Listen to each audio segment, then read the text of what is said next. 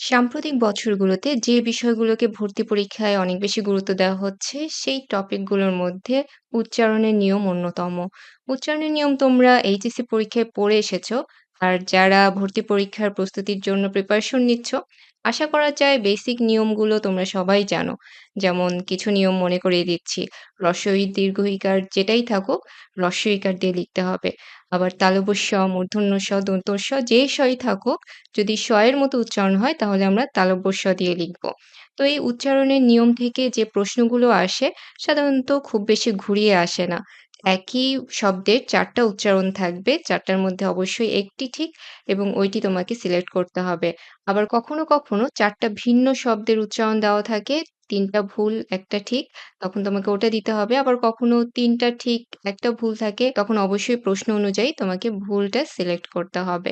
তো প্রশ্ন যেরকমই থাকুক, তোমরা এইচএসসি সিলেবাসে উচ্চারণের নিয়মে যে শব্দগুলো পড়েছো, প্র্যাকটিস করেছো, তার মধ্য থেকেই কমন পাবে। তবে বিগত বছরের প্রশ্নগুলো যদি একটু পর্যালোচনা করো, কিছু কমন বিষয় দেখতে পাবে যে এই শব্দগুলো বা এই ধরনের শব্দগুলোই বারবার আসে। যেমন ধরো আমার কাছে যেটা মনে হয়েছে যে কিছু শব্দে ম ফলা আছে কিন্তু আমরা ম ফলার উচ্চারণ ম এর মতো উচ্চারণ করি না। সেটা কখনো দ্বিত্ব হয়ে যাচ্ছে অথবা কখনো সেটা উচ্চারণ হচ্ছে না। যেমন গ্রীষ্ম, এখানে মূর্ধন্য ষ এর সাথে ম ফলা আছে কিন্তু আমরা ম ফলার উচ্চারণ ম এর মতো করি না। স এর উচ্চারণটা ২ বার হয়ে যাচ্ছে। সেই স-ও আবার তালব্য শ, মূর্ধন্য ষ নয়। আবার সূক্ষ্ম, এখানেও একটা ম ফলা আছে কিন্তু সেই ম ফলাটার উচ্চারণ হচ্ছে না।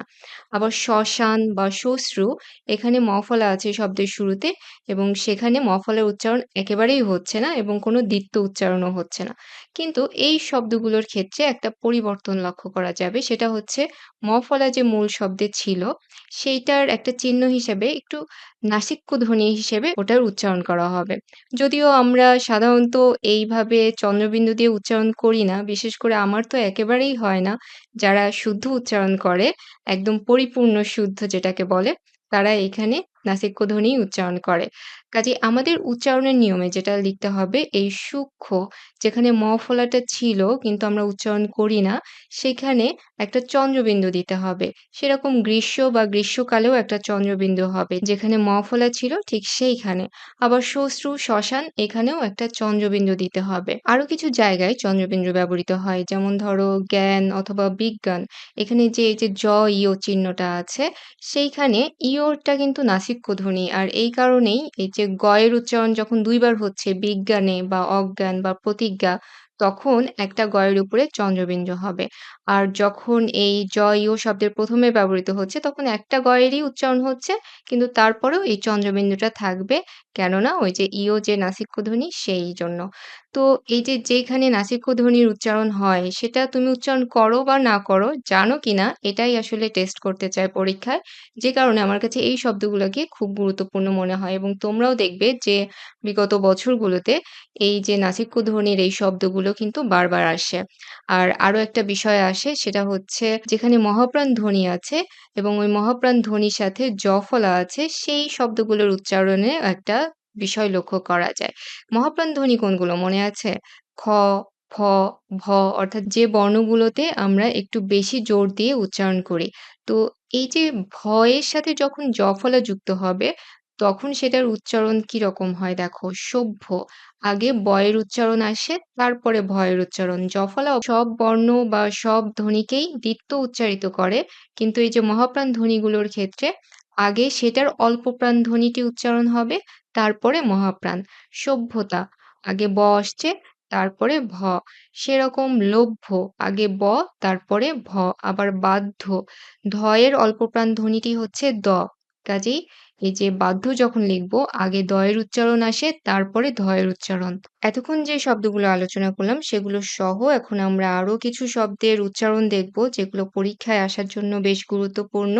তোমরাও দেখে নাও এবং প্র্যাকটিস না করলে কিন্তু এগুলো মনে থাকবে না। আর হসন্তের বিষয়টা অবশ্যই লক্ষ্য রাখবে। হসন্ত না দিলে কিন্তু সেটা অ্যান্সার হবে না। আর তোমাদের যেহেতু এমসিকিউ হিসেবে প্রশ্ন আসবে, কাজেই কোথায় হসন্ত আছে আর কোথায় নেই, আর যেখানে আছে সেটা আসলেও সেটা প্রযোজ্য কিনা, এই সবকিছু লক্ষ্য করেই কিন্তু এই শব্দের উচ্চারণগুলো তোমাকে অ্যান্সার হিসেবে সিলেক্ট করতে হবে। যে শব্দগুলোতে মাঝখানে ফলা আছে সেই শব্দগুলো লক্ষ্য রাখবে যে এই যে ধ্বনিগুলোর সাথে ফলা থাকবে শব্দের মাঝখানে সেই ধ্বনিগুলোর ২ বার উচ্চারণ হবে। যেমন ছাত্র ১ম তয়ের নিচে একটা হষন্ত হবে, তারপরে তয়ের সাথে ফলা।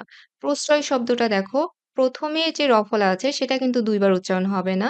মাঝখানে যে ফলা আছে সেইটার প্রভাবে স এর উচ্চারণ ২ বার হয়েছে। আর এখানে স এর উচ্চারণটা স এর মতো হয়েছে। যে কারণে আমরা দন্ত স দিয়ে লিখব। জনশ্রুতিতেও সেম ঘটনা ঘটেছে। আহ্বান আর জিহ্বা এই শব্দ দুটো খুবই গুরুত্বপূর্ণ। আর সাথে আবৃত্তি এটাও মনে রাখবে। এই ৩ টা শব্দ অ্যাডমিশন টেস্ট বা এইচএসসি বা যেকোনো পরীক্ষার জন্য খুবই গুরুত্বপূর্ণ। আবৃত্তি, আহ্বান আর জিহ্বা।